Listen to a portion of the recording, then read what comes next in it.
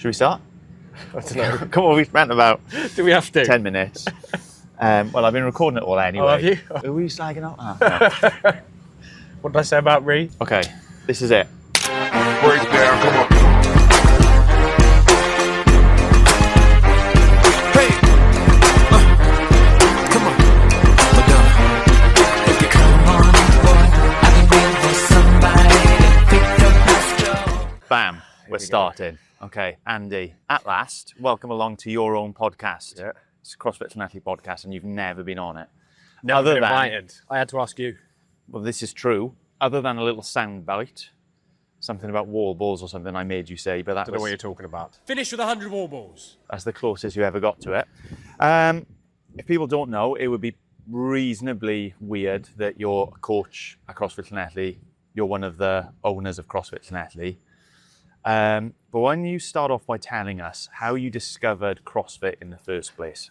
I was working in the leisure centre in Swansea, the LC, and they had an event, and it was Divided We Fall. It was a CrossFit event. Had like Sam Briggs and people like that there, like the In real Swansea? big names. Yeah, Okay, yeah. It was class. talking like 15, 16, 17 years ago, something like that.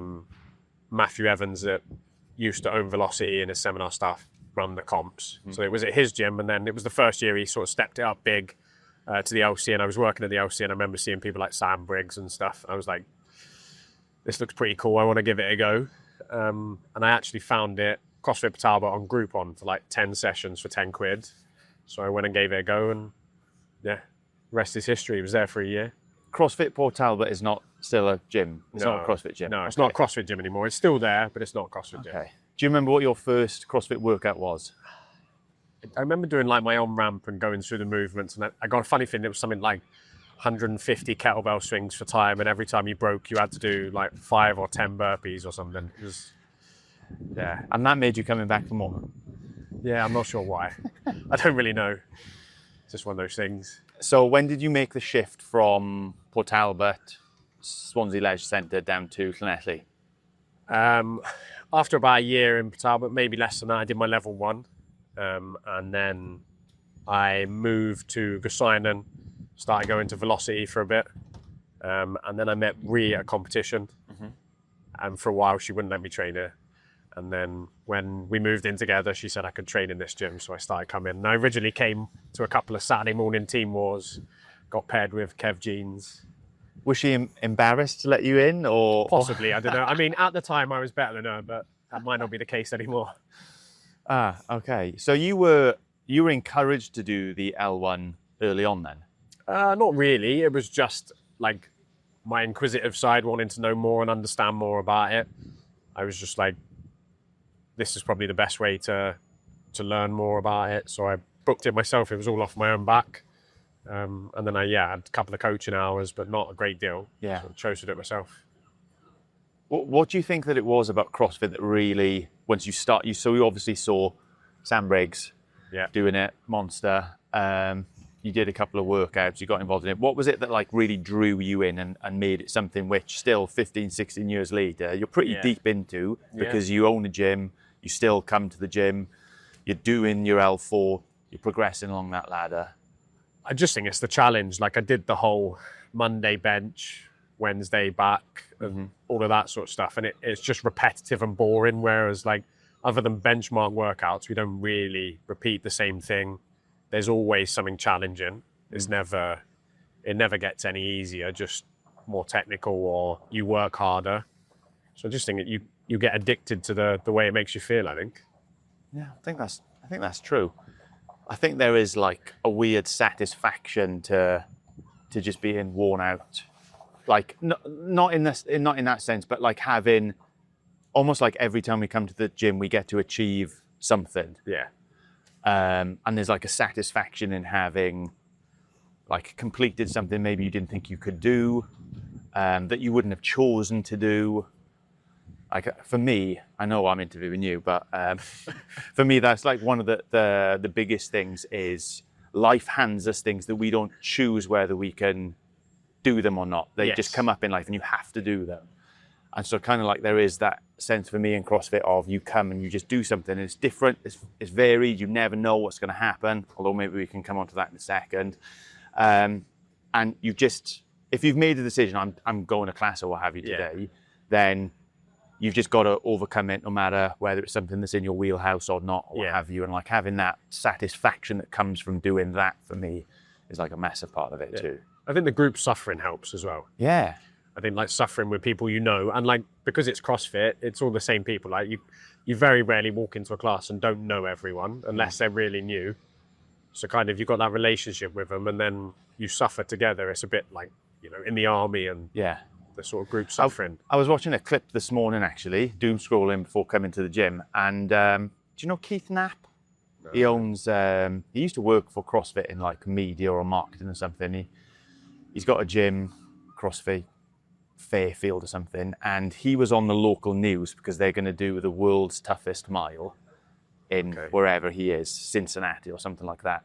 And he was saying like one of the reasons that CrossFit does build such good community is because we do hard things together. Yes, and that forges relationship. It's not just people you spend an hour with, it's people who you spend an hour with and then you can relate to like that shared experience. You know, when we do not necessarily just a run-of-the-mill class or what have you, but folks who have done Murph together, and if you've like shared a pull-up bar next to the other person, then there's like... You won't catch me doing Murph on my own. Yeah. No chance. Like that would be horrific. Yeah. You need someone to look at and cry with. Yeah, but that shared suffering is like a big part of it. And then like you've got a history with people then, haven't you? You've got like background, and it's not just people you go for a coffee with, it's people that you've been through. Not the trenches, that's probably a little bit extreme, but but a similar sort of thing, isn't it? Is why like people in the army work well together, is because they've suffered together, and CrossFit's a softer version of that, I guess. Yeah. Okay, so apparently I wasn't trusted with questions this time. So we opened the questions up to the gym, and there have been questions that have been sent in.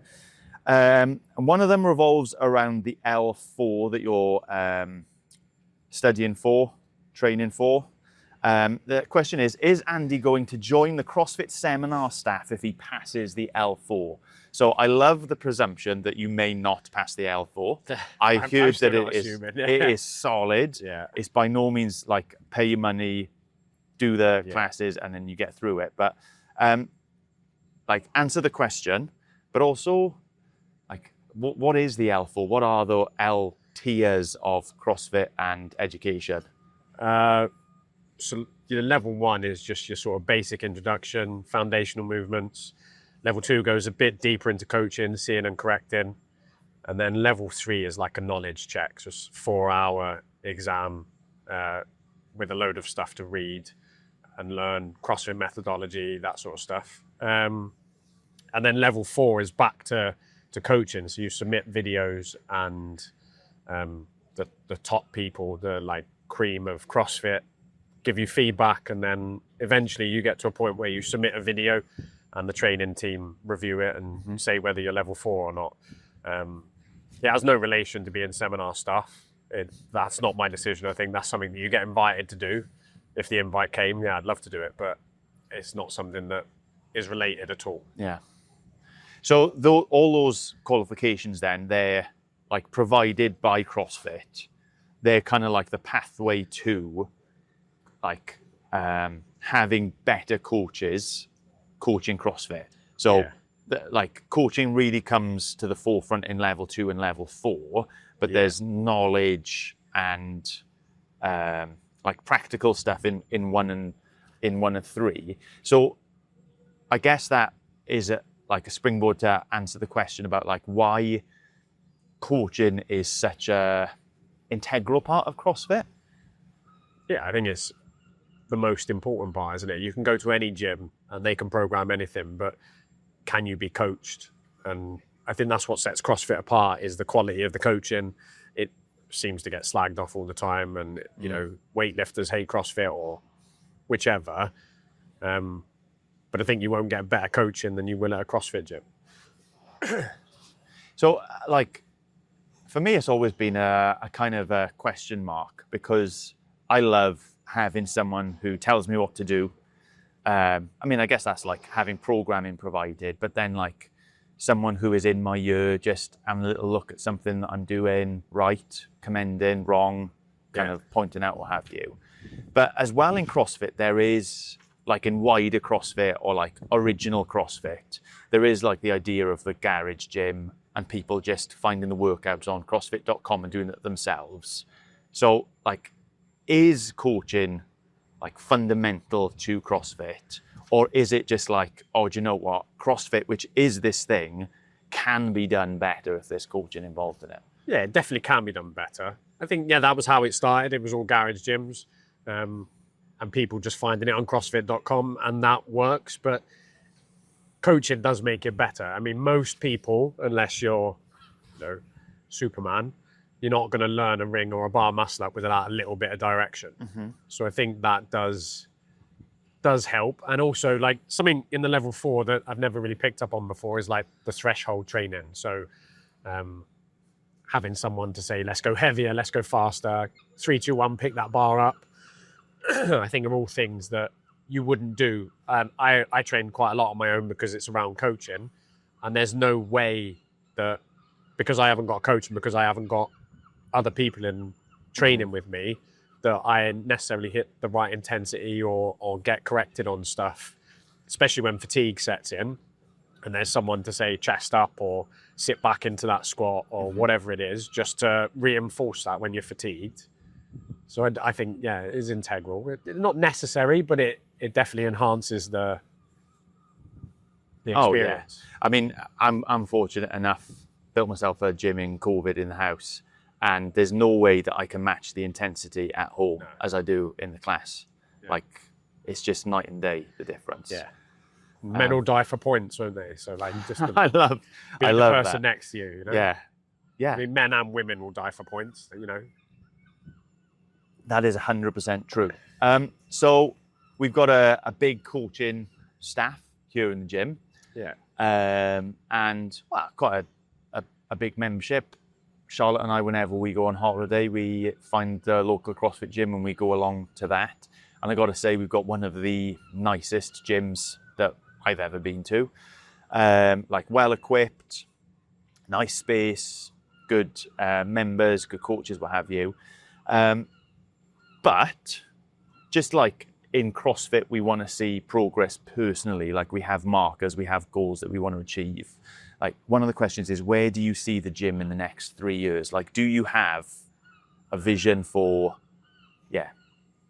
what a vision for the gym? Yeah, I mean, short of winning the lottery and buying a site and redoing the gym completely, I think my plan for the next 3 years is, like I said, I find coaching is the important part of it. And I think developing the coaches, I think me getting my level 4 gives me the ability to push the coaches development program within the gym on. And the better the coaches are, the better the results are, the better people, love the gym, retention's better. So that's my plan for 3 years, is to make the coaching team as strong as possible. I think the people are there. I think it's on me now to sort of build a coaches development program where I push the coaches on. So not something like new and unexpected or what have you, but like doubling down on what we've got and like just incremental improvements in the I think the gym's in a as well. Pretty wicked place. I think it's got everything it needs. There's a few little bits you might add here and there, but I think that's where the improvement can be made. I think it can always be improved as coaches' standards, and I think that will have the most benefit to the members as well. Yeah. So here's the question: if you could change one thing about the gym, what would it be? I would have it closer to Ammanford. For you, it might be having just more skills in the coaches, or and I mean, one thing I'd change maybe is personally me having more time to be at the gym. I think, having a 5-year-old, a 3-year-old, another job, if I had none of that and I could just live here in my working hours, and that's probably one of the things I would change.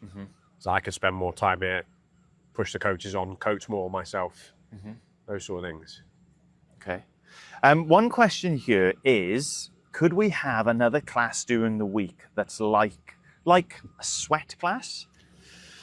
mean, we've made that mistake before, haven't we? I think when we made that decision previously, I don't think it was a decision I made. It was because people thought CrossFit wasn't accessible.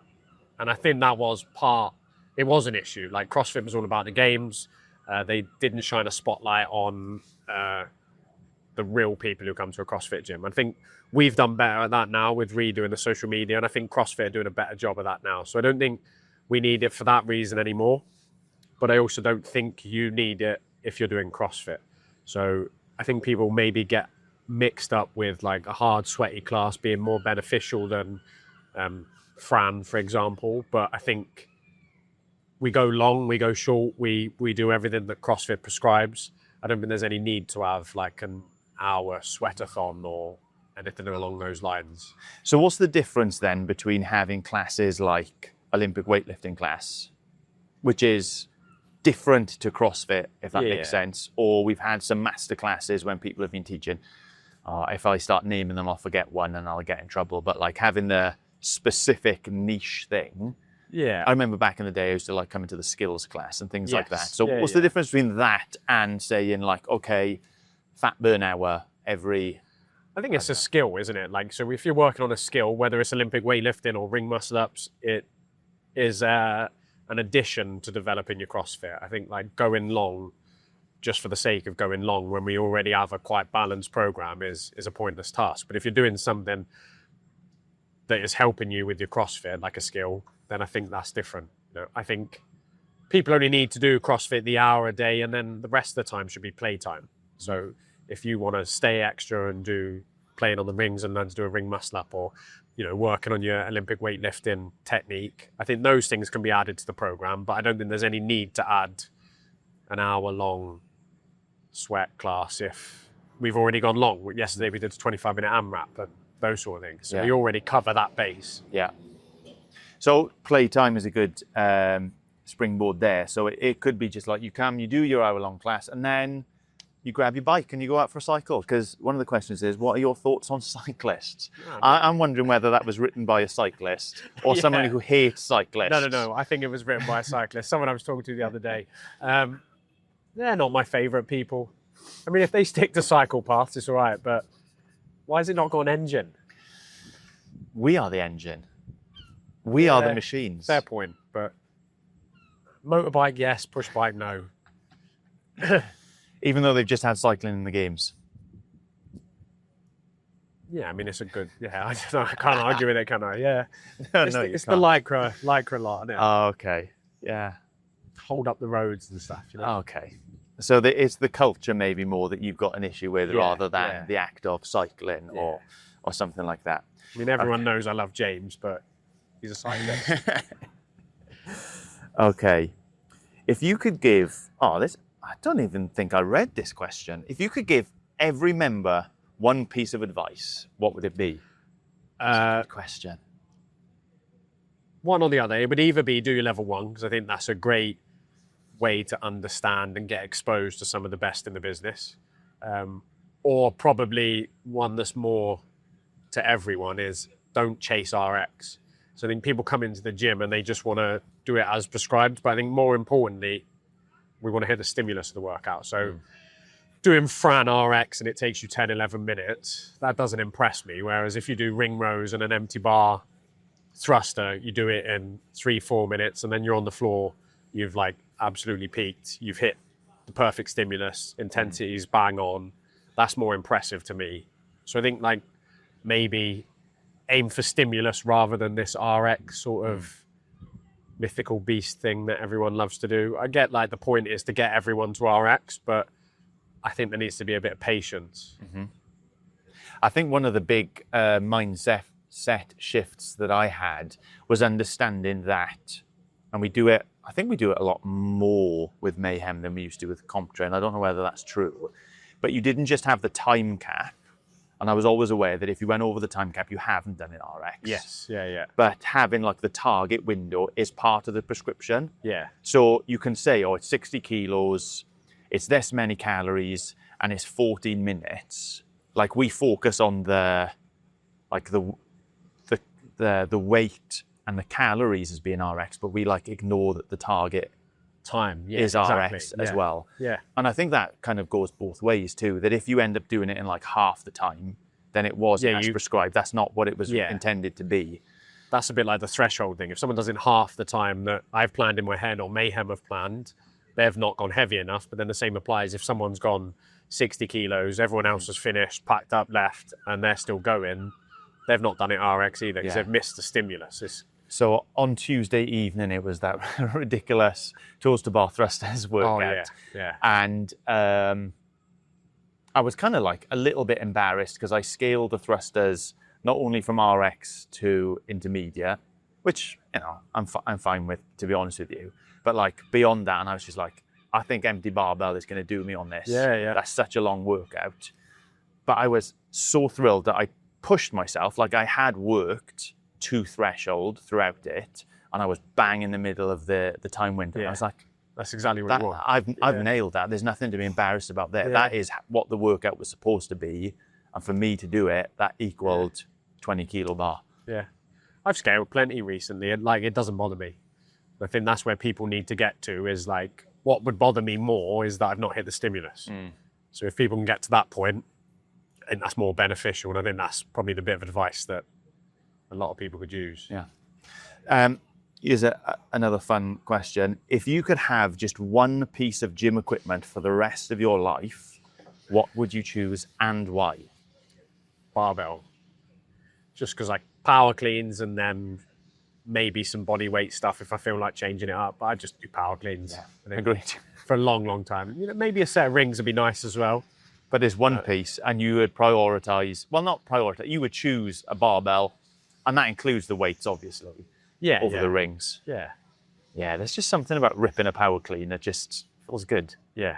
I do like a bit of weightlifting, well, I say weightlifting, I mean just power cleans. The rest is rubbish. I agree with that. I didn't see this one either. Do you have any masterclass type classes planned? Oh, no, I did read this one. Sorry, I thought that meant masters as in old people. Yeah. This means like the ones that we were chatting about. It's now called Coaching the Aging Athlete. Oh, the aged. I've done that one. I'd be keen to have more coaching on things like handstands. Yeah, I'd love to. I think it was a timepiece for me, but not having the time, like I said, kids, job, everything else, probably a little bit losing my way with coaching, but I've fallen back in love with it. I think having the level 4 to push me has done that. Yeah, something I'd love to do. If I can find the time, I love teaching the skills, the ring muscle ups, the handstand push-ups, all that sort of stuff. So yes, when I can find the time is the answer. It's actually one of the things that I have enjoyed more recently about Mayhem has been a month or so. There has been a focus on a skill where we've been going back to it over and again, and there's been a decent amount of time in the class given over to it.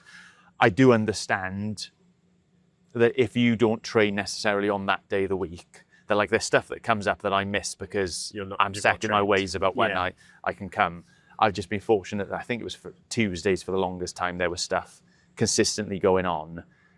So I've actually really appreciated that, being able to just go back to it. But I mean, the nature of the beast with like CrossFit is there's always something else to be focusing on, picking up. And when you focus on something else then goes, and then that comes up, and you're just kind of like constantly chasing stuff your comes tail. up in the games, like the roll in the rings, which obviously if you go back through CrossFit history has been around since the beginning, but nobody's done. And now I see people like rolling on the rings, and they're like, "Can you teach me this?" I'm all right to leave that, if I'm honest with you. Yeah, I'm all right for that to be I kind saw of what tip of the happened to Pat spear. Fellner. I was like, no, I don't want to do that. That is class. Right, 29th of August, our in-house competition. What are the workouts? Not a chance. I don't know. Who would ask a question like that? I mean, it's They obviously silly, don't know isn't me it? very well, because the answer would be not a chance. No. I will maybe release some before. Let's be honest now. The workouts are all of your favourite movements. Yeah. That's whatever the things you love to do. Those are the things that Andy's programmed. He hasn't programmed anything you dislike. So sign up. Yeah. It's fine. It'll be It's all going your to be favourite fun things. anyway, and you're going to be paired with someone that will push you and you'll have a laugh with, and it's just supposed to be fun. Yeah. It's not a serious competition. It's So not the games. We've got that comp. The kids comp is the day after. The trios has been announced for October. Yep. So a lot of competing. Is competing a good thing? Like, how is that a beneficial thing for us as CrossFitters? Yeah, like competition is a bit of fun. It does push your limits a little bit, it encourages that intensity. It's not something that I think is the be all and end all. It's like, I don't think the games is the be all and end all of CrossFit, you know? I think the benefit is the health and the longevity and, you know, that sort of side of CrossFit more than the competitive side. But I do think competing is great. And if we can get some of those athletes that maybe wouldn't normally compete to come and have a go and push themselves a little bit, I think that's a good outcome. I don't think it's the be all and end all, but it's a bit of fun as well, isn't it? It's like playing a football game against yourself would be no fun. Playing it against another team is pretty fun, even if you don't take it too seriously. So that kind of goes back to the shared suffering, like the shared experiences, like we're in this together, we're having a little knock around, kick about. And again, like I said, you know, people die for points, and sometimes it pushes you a little bit better when there's a little bit more seriousness on the leaderboard. For me, the day of competition, I could take or leave. But it's knowing that I've got something in the calendar that I'm training towards, because it's so easy just to be like, this is something I do. You go through the motions. The easiest excuse is the reason why I can't and I shouldn't, and that could be doing something in the gym or like even turning up to the gym in the first place. It's easy to find things to get in the way. But knowing I've signed up now, I am signed up for the 29th of August. That'll help me train well for the next 3 or 4 weeks. It gives you a bit of motivation, doesn't it? Because there's no real end goal in CrossFit other than like, I want to be picking my kids up until they're 18 and throwing them around and beating him in a race. And when he's on a rugby picture of me, knocking him backwards. But then there's also like, I want to be getting off the sofa when I'm 90, whatever, you know, if I make it that long. And that's a long end goal, isn't it? Yeah. So it's nicer to have little goals on the way there. Yeah, absolutely. Absolutely. If you could create a WOD called Andy, what would it be? We've already kind of hinted at it. It would probably be power cleans and ring muscle ups. Yeah. And when we did it before, every coach wrote a workout years ago now, and I did 975, a bit like Amanda, ring muscle ups, but I did heavy thrusters. I'd probably change that to heavy power cleans now, maybe. And I'd be happy to scale that as necessary. 975 bar muscle ups and that's not heavy, bad, heavy to me. Yeah, that would be fun. I'd be up for that. Short workout. Yeah, my sort of thing. Okay, that's cool. Last question that we've been sent in is, can Rhiannon tell us what she eats in a day? I don't know why someone would want to ask you whether she can do that. She's an independent woman. Yeah, I know. I don't know. Probably because she's quite good at CrossFit and they just want to find out. Okay. She eats a lot. Yeah. She's greedy. Yeah, big time. Whatever the kids leave. Yeah. Generally, a bit of yogurt and some fruit in the morning. She does like a little breakdown in work, nice sandwich, or leftover food from the night before. And then we're mindful chef people, we are. So we have our meals delivered, and we have a family of 4, 1 delivered. Kids eat sort of a portion between them, and we have like portion half each. And then Ree takes the leftovers to work the next day, which is pretty good.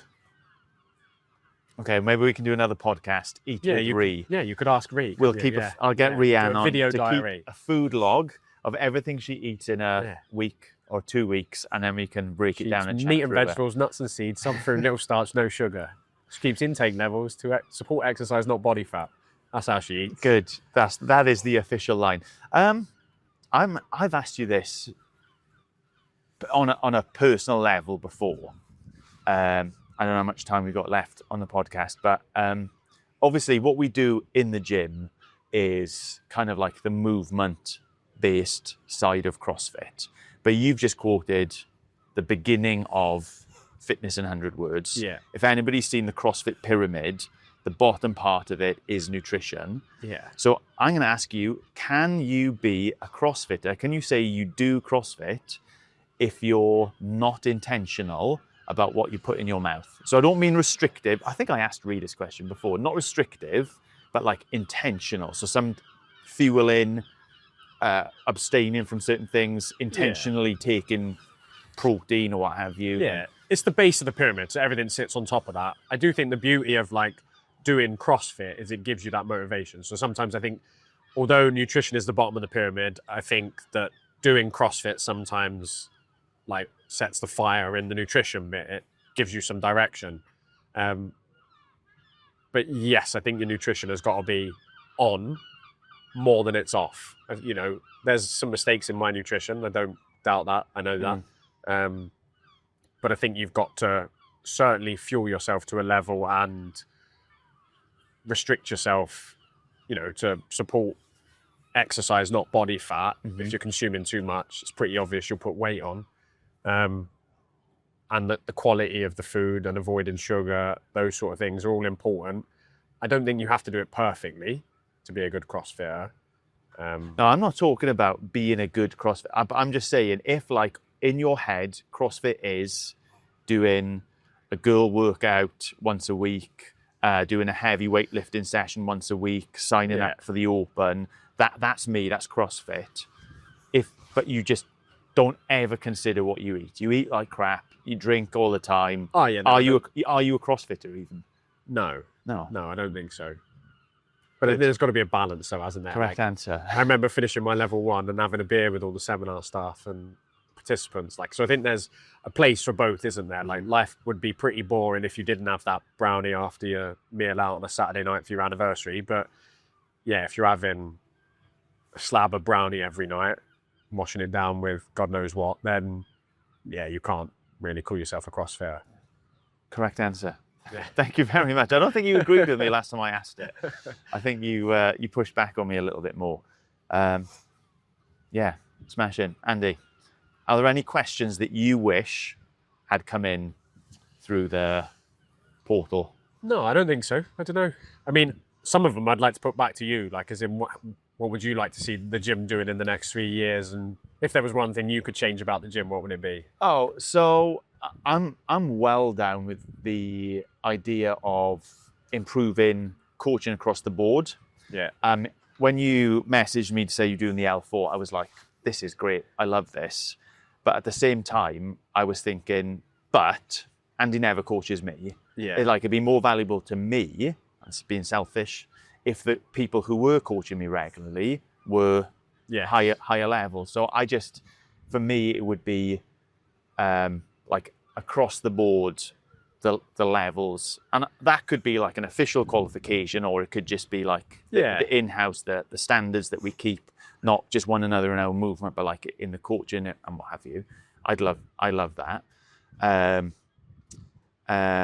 What was the other part? One thing you could change about the gym. I don't know. Other than the fact that I have to drive a little bit to get here, I don't think I've got anything else to say, really. I mean, it's ever since I've been a member here, which is since 2020, it has just incrementally gotten better. Yeah. And, like, as you would admit, there are things that you go around and you spot and you see and you're like, oh, I wish I had more of this, more of that. Yeah. I mean, like, daft thing, on Tuesday night, there were loads of us in class. There are 3 chalk buckets and none of them were near me. I was like, oh, it'd be good if we had more chalk buckets. But I mean, like, that is such small, little detail. Yeah. When I compare that to other gyms, other CrossFit gyms that we've been to, and we've been to quite a few, even ones that are famous and known and on social media look like they're banging gyms. Like, the reality of it is we've got good space, we've got good equipment, we've got, reasonably ample equipment. You can always have another rower. You could always have another... You run out of space eventually, though. Another set of 1.5 kilo fractionals. You could always have, I don't know, another 32, or is it 32 and a half dumbbell or what have you. Yeah. But they don't get used all the time. So, like, it's only when it's programmed. I'm not listing them out. Here's my list of more grievances. So I get there's like little bits, but the gym has, over the last 6 years, made those little steps added bits. I tell you, all right, honest truth now then. One thing I would change about our gym, I know it, we'd get rid of the erg bikes. The erg bike? Oh, because everyone chooses them over everything else. You know me, this is a bee in my bonnet. Bikes. I hate the mentality. If this is you, then yeah, okay, I hate it. Of choosing that because it's easier.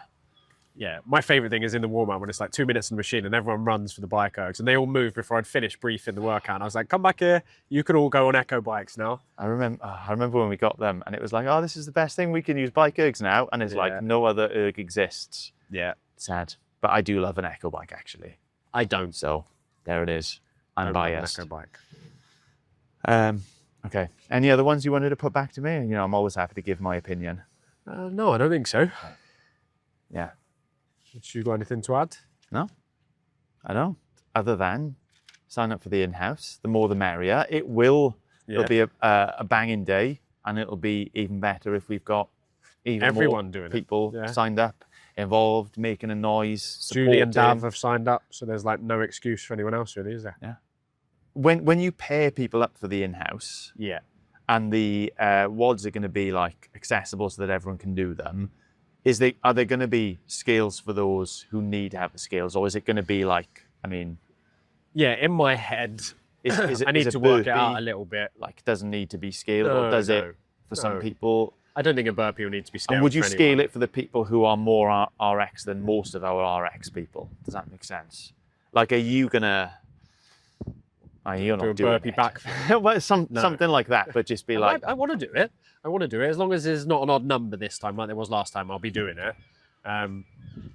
No, in my head it'll be like, you know, it might be programmed bar muscle ups for the RX, and then pull ups for the intermediate, and then maybe jumping pull ups for the lower category. And depending on which one you fall in, you choose, and trying to weight them so they all take a similar amount of time. And you've got to remember it's a bit of fun. So if someone wins because they're doing jumping pull ups, you know, it's not about, you know, it's not a serious comp. It's about getting everyone in the gym to have a bit of fun together, and maybe have a beer afterwards, you know. one beer and a brownie if it's your anniversary. Yeah. Okay. we are waffling. Let's call it a day, and look forward to seeing Ree's week of eating food. I guys do a vlog on it. Yeah. Awesome. Cool. There we go. Done. Sorted. Oosh. Yeah, I don't think we missed anything, did we?